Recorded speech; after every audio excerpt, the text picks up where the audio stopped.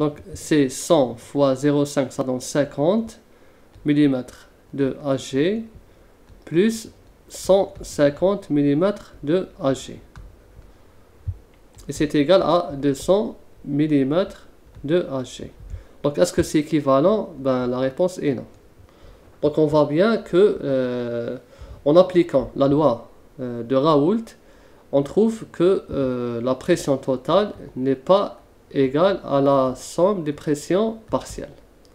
Donc on voit bien que la solution n'est pas idéale. On dit que la solution non idéale.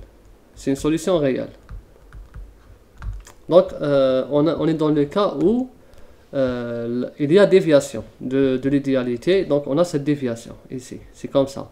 Donc pour déterminer, pour vraiment obtenir la pression totale, il faut vraiment déterminer la tangente au départ de la courbe. La tangente, on va appliquer le K.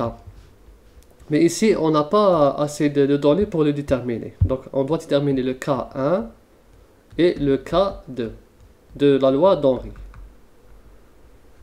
Pour vraiment prouver cette relation, là on ne peut pas parce qu'on n'a pas assez, on n'a pas les données expérimentales qu'il faut pour, on n'a pas les données expérimentales pour déterminer ceci. Donc voilà les solutions binaires. On a vu avec cet exercice qui est vraiment très très simple. Ce qu'il faut juste retenir que la pression partielle, elle est fonction de la composition, plutôt de la fraction molaire dans la solution.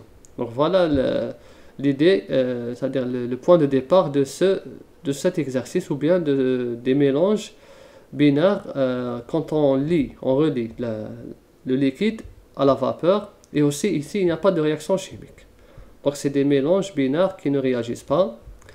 Et on voit bien que soit ça va être idéal, on connaît si c'est idéal à partir de la pression de vapeur, ou bien si c'est réel.